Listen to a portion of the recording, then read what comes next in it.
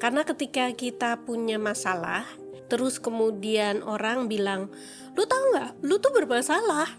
Terima nggak kita? Jadi tahap pertama dari seseorang bertransformasi itu adalah orang lain tahu, melihat bahwa bermasalah, tapi dianya tidak merasa punya masalah. Nah, di titik itu kita nggak bisa menasehati dia, nggak bisa menganjurkan dia apa-apa. Makanya bedakan ya, pulih sama sembuh. Inspigo, inspiration on the go. Inspigoers, kita kan kerja hampir setiap hari ya. Secara garis besar tujuannya untuk memperbaiki hidup. Tapi pernah gak sih kepikiran kapan kita terakhir merasa punya waktu, energi, dan ruang untuk diri sendiri? Inspigoers, pernah nggak kamu ketika lagi cuti masih aja ngerasa bersalah dan gelisah?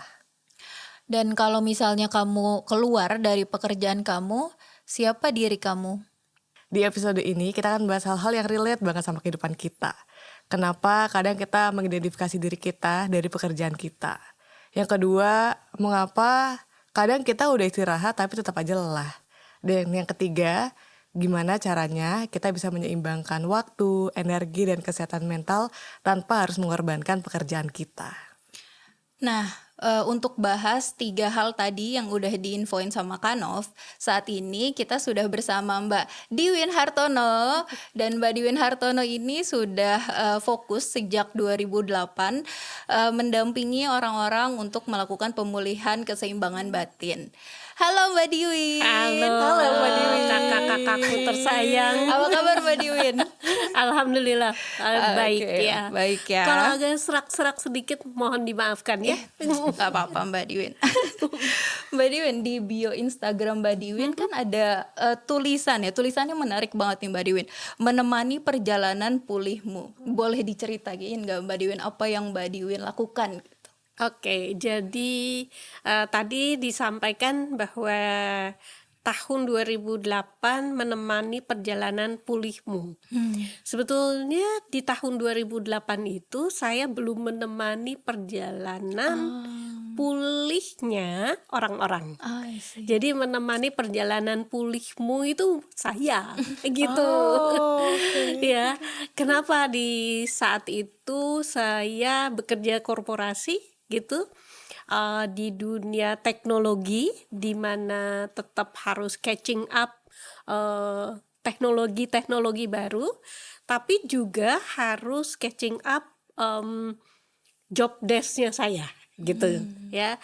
Nah, di sanalah saya menemukan bahwa saya itu pada saat itu ya, kok rasanya punya tingkat kestresannya sangat tinggi, di mana ditandai dengan seringnya ke UGD. Oh my God. Kenapa? Karena saya punya asma, sehingga pergi ke UGD itu nambahin nafas gitu. Karena nafasnya tercekat, nyesek.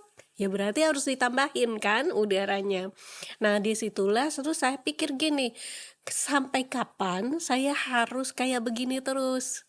Nah, disitulah saya baru belajar bagaimana menemani diri untuk tidak terlalu stres. Kenapa tidak terlalu stres? Stres mah akan ada aja ya, karena stres adalah bagian dari hidup.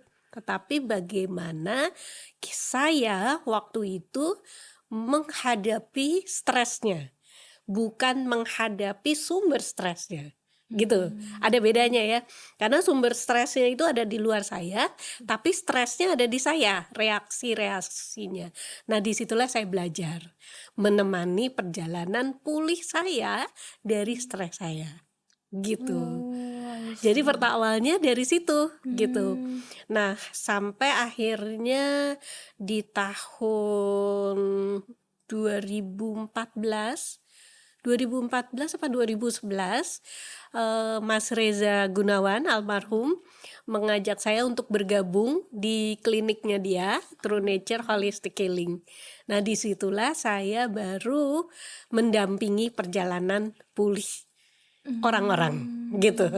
Tapi saya pun masih rawat jalan sampai detik ini.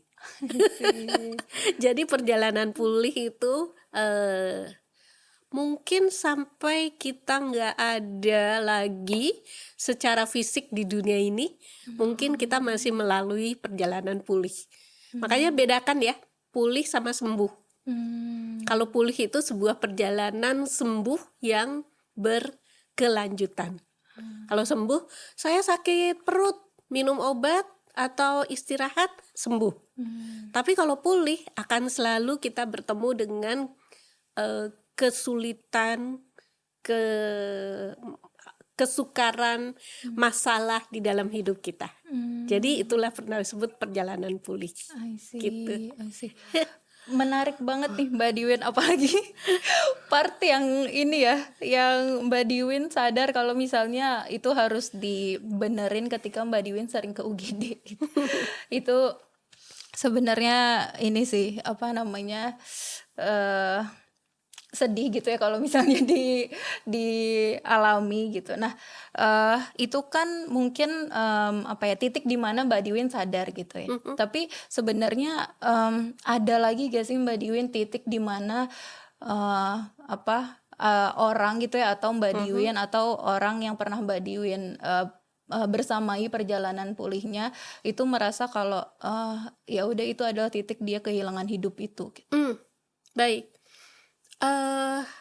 Sampai akhirnya dia bisa bilang dia kehilangan hidup itu adalah sebuah perjalanan transformasi seseorang menjadi seseorang. Karena ketika kita punya masalah, terus kemudian orang bilang, lu tahu nggak, lu tuh bermasalah, lu tuh gini, terima nggak kita? Enggak Kan? Nah, jadi tahap pertama dari seseorang bertransformasi itu adalah orang lain tahu, melihat bahwa bermasalah, tapi dianya tidak merasa punya masalah. Nah, di titik itu, kalau kita jadi orang lainnya, kita nggak bisa menasehati dia, nggak bisa menganjurkan dia apa-apa, karena dia juga nggak merasa punya masalah. Nah, sebagai orang yang melihat itu dari kacamata luar, maka yang bisa kita lakukan adalah mendoakannya dia. Ya, doakan apa? Semoga dia sadar, belum tentu. Apakah semoga dia keluar dari kesulitannya, belum tentu juga, gitu. Paling enggak kita mendoakan diri kita sendiri untuk, jika kita harus bertemu terus-terusan sama orang ini, maka kita punya cukup kesadaran bahwa dia bermasalah dan kita terganggu. Kemudian kita memperbaiki rasa ketergangguan kita itu. Jadi tahap pertama, orang ini bermasalah, tapi dia nggak menyadari masalahnya, dan kita sebagai orang yang melihatnya tidak bisa ngapa-ngapain. Nah, tahap kedua, ini orang udah tahu punya masalah, terus kemudian nanti dia akan curhat. Oke, di tahap itu kita juga nggak bisa nasehatin, karena dia baru sebagai tahu dia punya masalah dan dia cuma pingin curhat. Nah, di tahap yang kedua, kita yang dicurhati cukup sebagai pendengar, karena dia nggak pingin punya nasihat-nasihat. Dia cuman pingin throw it apa yang menjadi unek-uneknya dia. Oke? Ya. Terus yang ketiga, akan ada masanya dia akan bosen dengan masalahnya. Kemudian kita sebagai pendengarnya, kita juga bosen dengan masalah dia. itu lagi gitu itu ya. lagi ya. Nah, di tahap ini ada banyak kemungkinan dia, jadi gue harus gimana ya, gitu ya. Jadi gue harus gimana lah. Terus udah gitu kita nasehatin dia untuk pergi ke psikolog, psikiater, atau dia terapi, belum tentu, karena dia belum mau terima. Cuman sekedar saya sadar saya punya masalah, tapi apakah masalah dia bisa dia terima? Belum tentu. Nah, di tahap keempat inilah di mana dia ngerti bahwa kok gue masalahnya ini terus ya. Ada pola-pola di dalam hidup gue berulang lagi, ketemu masalah ini lagi. Jadi gue harus gimana ya? Gitu ya. Nah, disitulah jadi gue harus gimana? Mungkin kita yang sebagai yang dicurhatin bisa memberikan saran untuk pergi ke profesional.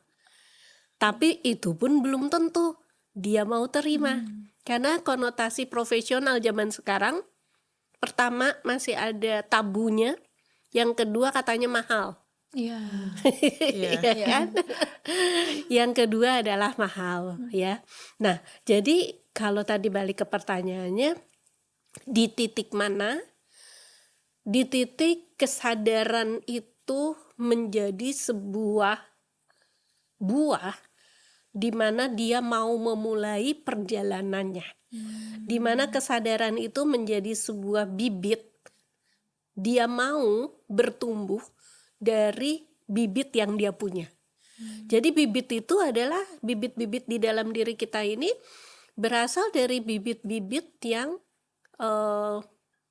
mungkin kekecewaannya kita, ketidakenakan di dalam hidup kita. Coba jarang deh bibit kebahagiaan. Ada nggak? Ada, tapi jarang kan? Jarang kita pikirin sih. Jarang kita pikirin. Kalau orang menderita lebih mudah diingat Iya. Benar. daripada orang berbahagia, ya kan? Kenapa? Ya memang disitulah fitrahnya manusia. Karena penderitaan adalah jalan bagaimana cahaya akan masuk. Ketika hati kita retak, disitulah cahaya akan masuk. Gitu. Jadi bertemanlah dengan keretakan-keretakan. Kakak kameramen menghela nafas. Oke. Menjawab pertanyaanmu kakak. Sangat menjawab Mbak Diwin. Iya, itu. Mbak Diwin jadi penasaran tadi ngomongin keretakan hidup atau mungkin secara jangka panjang tuh bisa bikin kita jadi kehilangan hidup kita gitu. Ya. Nah Mbak Diwin kan juga udah mungkin banyak ya bertemu dengan orang-orang, dicurhatin dengan orang-orang. Sebenarnya ada nggak sih Mbak kayak usia tertentu atau kayak generasi tertentu yang lebih rentan gitu untuk kehilangan hidupnya dan penyebabnya tuh apa biasanya? Oke. Ketika bilang kita kehilangan hidup, itu adalah karena kita tidak hidup di kehidupan saat ini. Sehingga kita hilang hidup. Coba, ketika kita masih kecil, kita sangat hidup kan? Iya. Kita playful sekali ya. Karena anak kecil tidak punya beban dan tidak punya tanggung jawab. Karena anak kecil adalah manusia yang masih bisa menerima segala kondisi seapa adanya, gitu ya. Dia hujan aja dia bisa jadikan bercandaan kan. Tapi ketika kita sudah mulai dewasa, kita punya ketakutan sendiri akan hujan. Karena apa? Ditakut-takuti oleh orang dewasa sekitarnya. Nah, jadi di usia berapa banyak kehilangan hidup itu adalah ketika seseorang sudah mulai diperkenalkan oleh hak dan kewajibannya. Seketika seseorang hak dan kewajiban itu dilekatkan kepada perannya dia. Peran sebagai anak, sebagai pelajar, sebagai mahasiswa, sebagai pekerja. Kemudian dia mengidentifikasikan itulah dia hidup. Nah, disitulah dia kehilangan kehidupannya dia. Makin dewasa, maka peran dan identifikasi ini yang sudah dia bangun ini makin melekat. Ditambah lagi dengan peran dan identifikasi tambahan, semakin dia dewasa. Di usia 20-an. Ketika seseorang sudah mengenal percintaan, maka dia bilang, oke, saya bertanggung jawab terhadap pasangannya, ya kan? Bahkan ketika sekarang nih, anak-anak zaman sekarang tuh cinta monyet tuh udah mulai di usia SD ya. Dan dia sudah mulai punya ngerasa bahwa saya harus bertanggung jawab terhadap pasangan saya. Dia merasa mau melindungi. Ya, ada klien saya, dia bilang, saya ini adalah shadow-nya teman saya. Jadi saya harus melindungi teman saya, gitu. Padahal dia tidak dikasih peran itu, tapi dia merasa bahwa dia punya peran itu. Nah, jadi kalau misalkan kita lihat di usia yang paling banyak mulai berperan itu adalah ketika kita bekerja. Di usia secara umum ya. Kalau misalkan kita bekerja itu berarti di usia 20-an, bukan? Karena banyak sekali sekarang di usia belasan juga udah bekerja kan? Nah, jadi kalau secara umum mungkin di usia mulai usia 21 hingga di usia 35, 40 lah ya, itu sudah mulai menggelumbung. Disitulah banyaknya. Karena apa? Secara peran dia sudah punya banyak peran. Secara identitas dia sudah punya banyak identitas. Secara waktunya itu aja 24 jam, 370 berapa hari? Setahun 365 hari sama semua, tapi identitas dan perannya dia sudah lebih banyak yang dia lekatkan kepada dirinya sendiri. Nah, jadinya akhirnya apa? Dia tidak hidup di dalam kehidupannya saat ini. Kalau kita nih sekarang nih, kita sebagai apa? Manusia perannya. Kak Novi.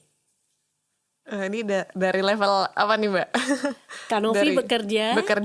Kak Novi juga punya orang tua. Iya, punya orang tua. Beribadah juga mungkin kali ya dari segi spiritual. Iya. Nah, kemudian, jadi kita ini aja udah 3 ya. Buat yang udah punya anak berarti dia juga punya peran orang tua. Di jam sekarang ini kita berperan sebagai pekerja. Iya. Oke? Ini yang kita sadari, peran kita sebagai pekerja yang sedang tapping ini. Tapi di batin bawah sadar kita punya batin bawah sadar ini punya penyimpan identitas lain. Gimana ya orang tua saya? Gimana ya anak saya? Gimana ya pekerjaan saya di tempat lain? Ya. Nah, jadi kehidupan kita sekarang itu sebetulnya dia tuh multi layer in one time. Di dalam satu waktu kita itu sebetulnya punya kehidupan multi layer. Nah, jadi di sini perannya kita adalah sebagai komandan buat diri kita sendiri. Kapan peran dan identitas itu mau kita naikkan panggung? Oke, lu boleh nampil. Nah, disitulah keterampilan kita untuk bisa hidup sadar. Gitu.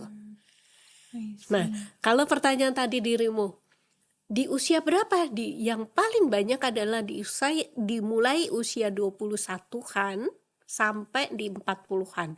Karena peran dan identitas di situ banyak. Kebayang nggak kalau kita hidup sekarang multi layer?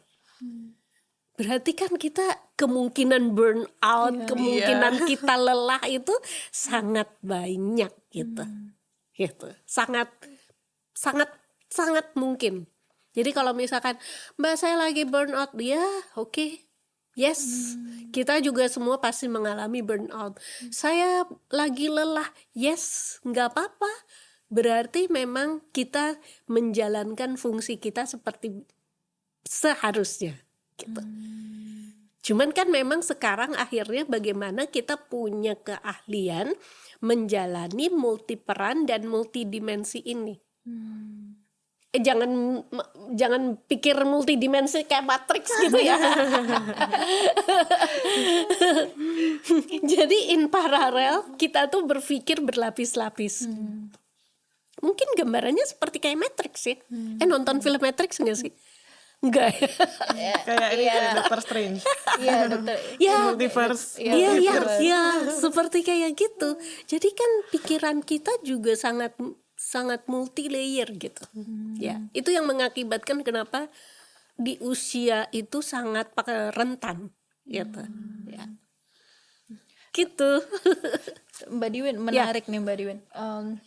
Tadi kan ngomongin peran sama identitas gitu ya Mbak Diwin. Tapi penasarannya kenapa sih kita melekatkan tanggung jawab terhadap peran itu ke diri kita gitu. Tadi contohnya kayak misalnya punya pasangan, kita merasa kalau misalnya kita harus melindungi gitu, atau kita harus ngapain gitu. Dan misalnya kalau di pekerjaan kita merasa harus achieve gitu, harus apa gitu. Nah itu kenapa sih Mbak Diwin? Apakah sebenarnya ada trauma sendiri yang kita punya di sebelum-sebelumnya gitu, di waktu kita kecil yang akhirnya build up itu gitu? Oke. Saya setelah ini ya, saya tuh merasa gini, dengan peran dan identitas kita itu nggak apa-apa kok melekat, ya.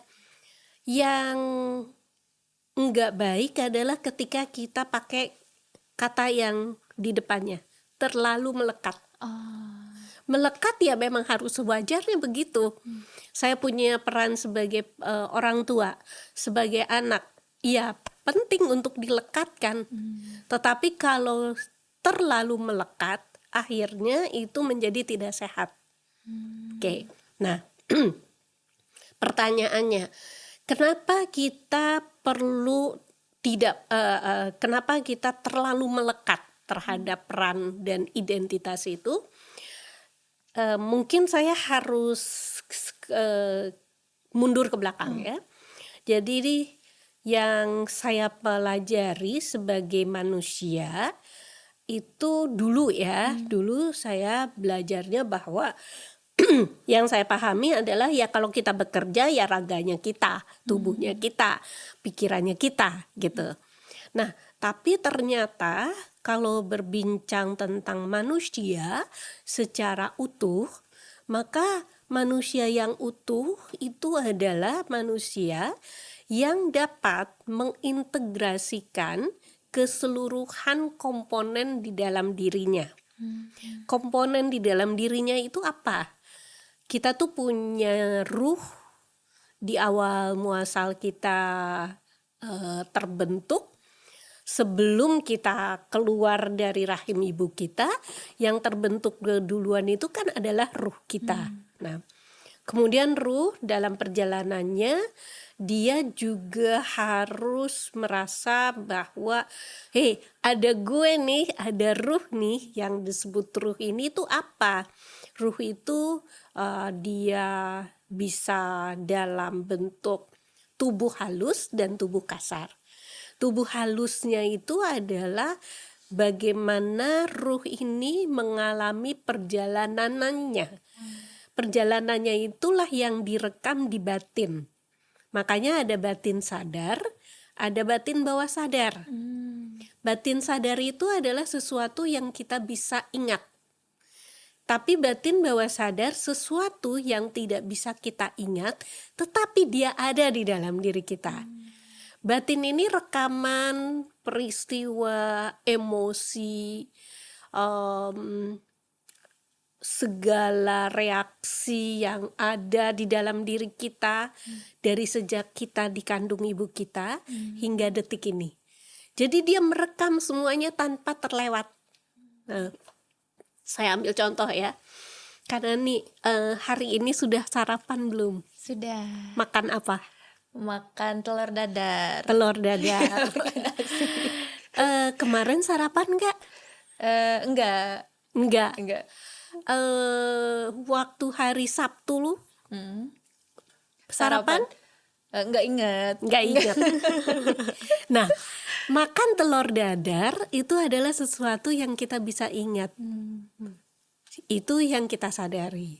Ketika aku tanya tadi, hari Sabtu sarapan nggak ingat. Jadi rekaman hari Sabtu itu bisa saja dia makan, bisa dia sarapan, bisa juga tidak, tapi tidak ingat.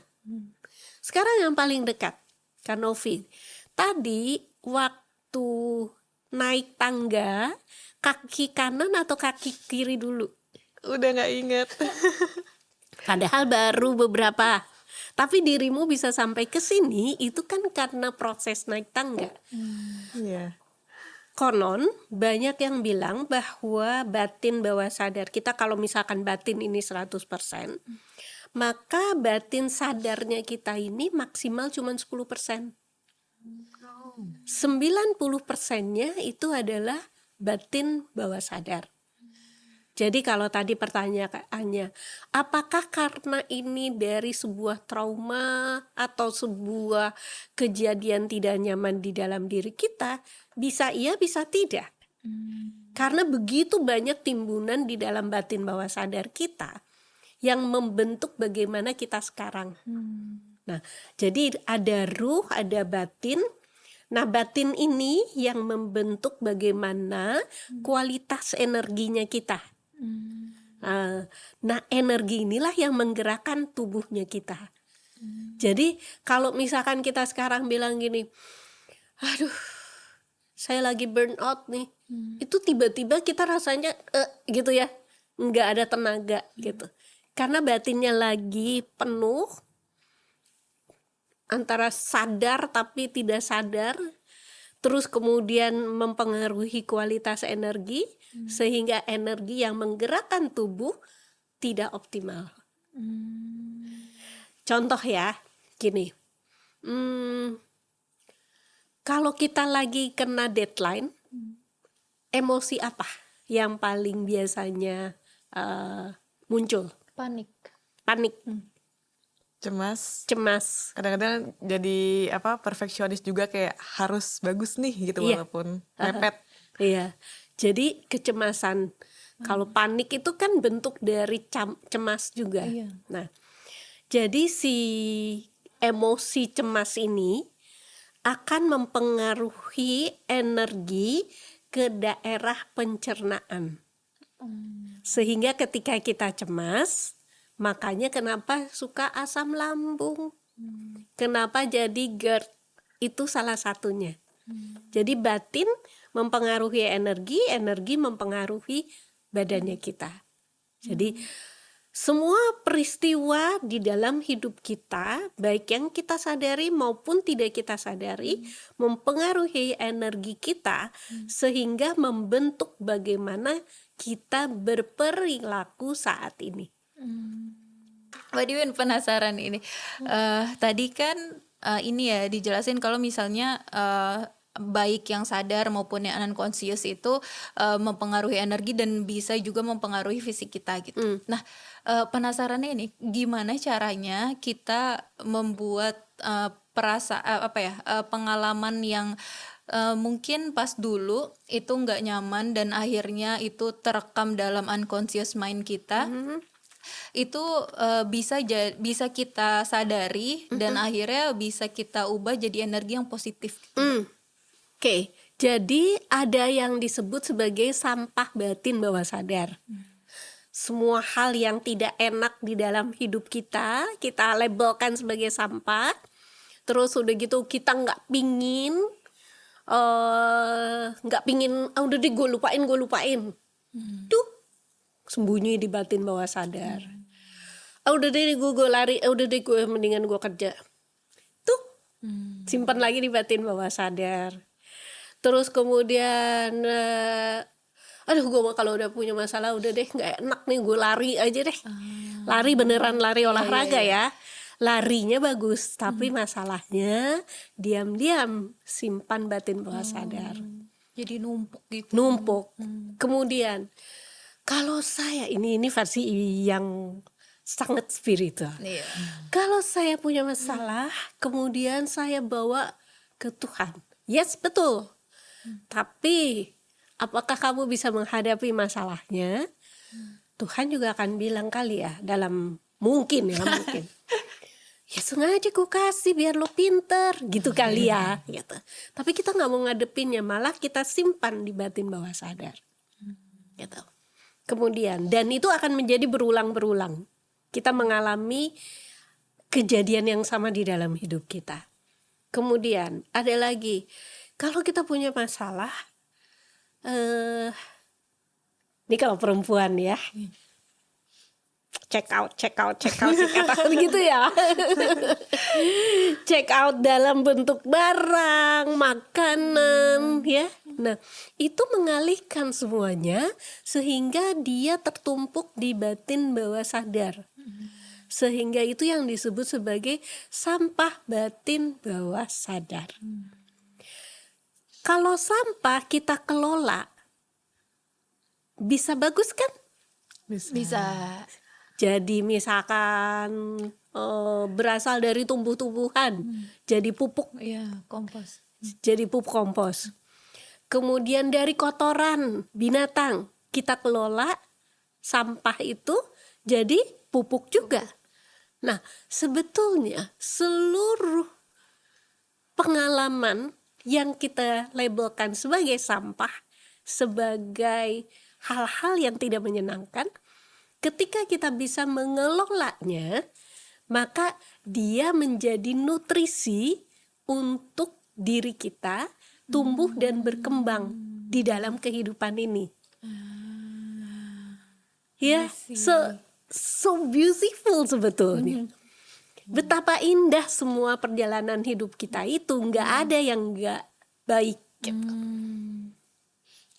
Tapi bagaimana cara kita mengelolanya?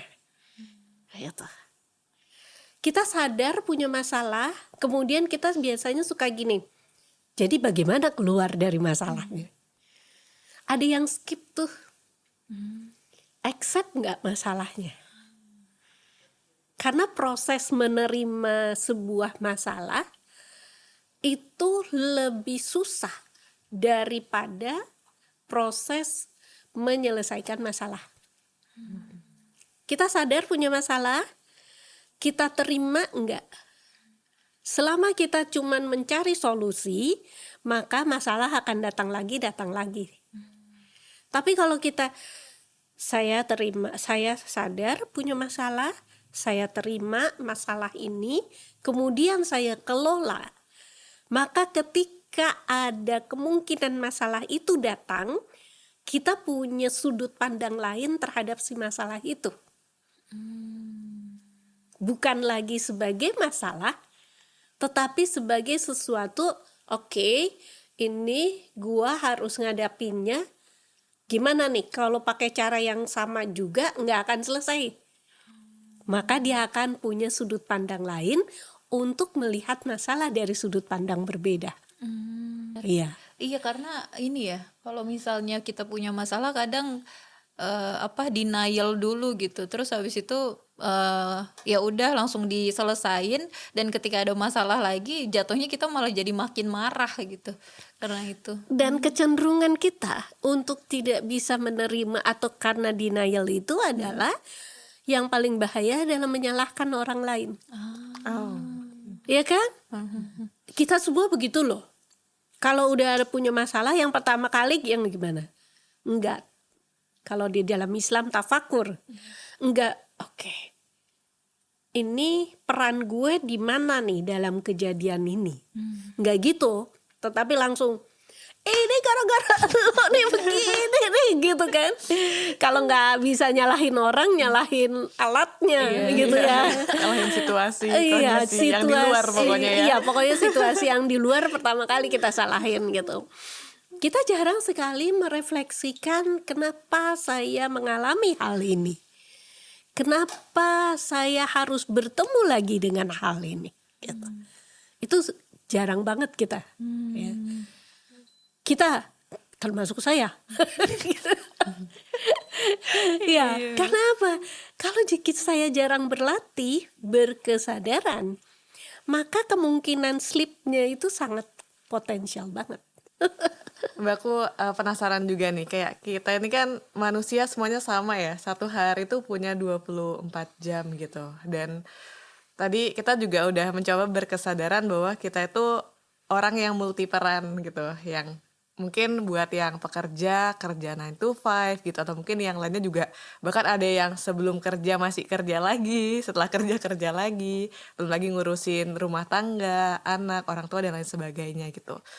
Nah, dengan kondisi multiperan itu Mbak, itu kenapa ya kita tuh akhirnya jadi kadang susah fokus dengan satu peran tertentu gitu, dan akhirnya kayak 24 jam tuh kita ngerasa nggak pernah cukup aja gitu, hidup 24 jam sehari. Ya. Nah, ini kali ya transisi dari kepada di multiperan inilah yang sering mengakibatkan kita menghabiskan waktu di situ. Ya, semisal ketika kita lagi di sini seharusnya nih peran-peran kita sebagai anak, sebagai orang tua, sebagai pekerja di tempat yang lain, sebagai teman, atau apapun peran itu harusnya tidak ada di situ, tidak ada di sini. Jadi kita fokus di sini. Nah, ketika kita mau fokus di sini, itu kan sekelebat aja, sepersekian detik kita mengingatkan peran kita yang lain, itu bisa menjadi, kalau orang Sunda teh gegoda naonnya, Terdistract gitu. terdistract. Kalau anak sekarang distraksi. Bisa menjadi sebuah distraksi sehingga akhirnya kita lupa yang di sini, mengerjakan yang ini. Nah, jadinya kan nggak selesai-selesai ya. Ini belum selesai, mengerjakan yang ini. Terus yang ini sebelum selesai, iya ya, saya kan lagi di sini. Jadi sebetulnya yang membuat kita itu merasa tidak cukup 24 jam karena kita menyelesaikan secara paralel, dan ketika kita mau merubah peran-peran kita ini, itu punya kesulitan-kesulitan sendiri, dan energi kita ketika berubah peran itu juga punya energi yang berbeda. Sebagai anak, sebagai orang tua, sebagai pekerja, energinya kan beda-beda. Ya, kapasitas kita sebagai anak bisa semena-mena sama orang tua kita. Sebagai orang tua kita bisa semena-mena terhadap anak kita. Tapi ketika kita jadi anak, ntar ada yang bilang jangan membantah, ntar durhaka. Menahan diri untuk tidak mengemukakan apa yang kita pikirkan, itu kan juga sebuah energi yang besar. Kemudian ketika kita berperan sebagai anak buah di perusahaan A, kemudian sebetulnya saya itu adalah sebuah leader di perusahaan B, bisa nggak tuh kita? Susah loh. Di sini sebagai anak buah, di sini sebagai leader. Kadang-kala kita suka ketuker. Ini fungsinya di sini sebagai anak buah, pingin bilang sebagai gue leader nih di situ gitu. Nah, jadi yang kenapa rasanya tidak cukup dengan 24 jam, lebih karena kita tidak bisa mengelola emosi kita dengan peran yang saat itu sedang kita perani. Gitu. Emotion, energi yang motion, energi yang bergerak. Jadi ketika kita menjadi perannya sebagai anak buah, maka energi kita yang bergerak ya di level anak buah. Tapi ketika kita jadi leader, maka energi yang bergerak adalah kita sebagai leader. Jadi energi kita kelola dan kita pakai berdasarkan peran dan identitas kita. Makanya tadi tetap boleh melekat, tapi jangan terlalu melekat. Karena kalau sudah terlalu melekat, saya lagi jadi anak buah, memposisikan diri sebagai leader. Nanti Bapak Ibu leader yang sesungguhnya, kalau dia tidak cukup bijak, akan bilang, enak aja posisi gue diambil nih gitu ya. Kalau saya punya jadi leader sih, wah potensi nih anak buah gue jadi leader, oke, kembangkan gitu kan. Justru kita nggak tahu ya.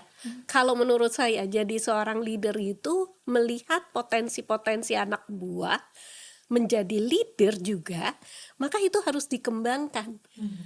Karena itulah yang akan memperbesar sebuah organisasi. Gitu. Jangan takut dikalahkan gitu. Karena nggak ada soal kalah atau mengalah di situ ya. Tetapi tentang bagaimana sinergi, energi semua orang yang berada di sistem organisasi tersebut. Gitu. Untuk regenerasi juga gitu ya. Iya dong, iya kan, untuk regenerasi. Ya kali ya. Kita maksudnya gini loh. Regenerasi ini ya bukan masalah umur, tetapi masalah skill. Ada skill-skill yang sudah tidak mumpuni di zamannya. Semisal, kalau saya bekerja kembali di dunia korporasi, mungkin saya tidak bisa memakai skill saya yang dahulu. Karena environment-nya sudah berbeda, ekosistemnya sudah berbeda. Jadi regenerasi yang terjadi di dalam diri saya harusnya menyesuaikan dan beradaptasi dengan situasi dan kondisi saat ini. Itu yang akhirnya kita menjadi tidak kekurangan 24 jam. Adaptif jadinya. Ya kan? Jadi bukan 24 jamnya yang kurang, bukan multi perannya yang salah. Mungkin yang tidak tepat adalah kita yang tidak dapat beradaptasi secara luas, secara smooth di dalam berbagai macam peran itu di 24 jam yang kita punya semua ini. Gitu. Dan tadi kalau sempat Mbak Diwin mention tuh berarti kita juga nggak boleh terlalu melekatkan diri, karena ketika kita melekatkan diri itu energi yang kita keluarkan juga makin besar ya Mbak. Betul. Di setiap peran itu. Betul, betul. Sudahlah kita sekarang nih berubah peran, tapi kita masih melekat ke di sini. Ada energi double yang harus kita keluarkan. Kita melekat dengan peran ini dan juga kita mengeluarkan energi di peran yang ini. Jadi pakai energi kita secukupnya sesuai dengan peran dan waktu yang saat itu sedang kita emban, kita mainkan gitu.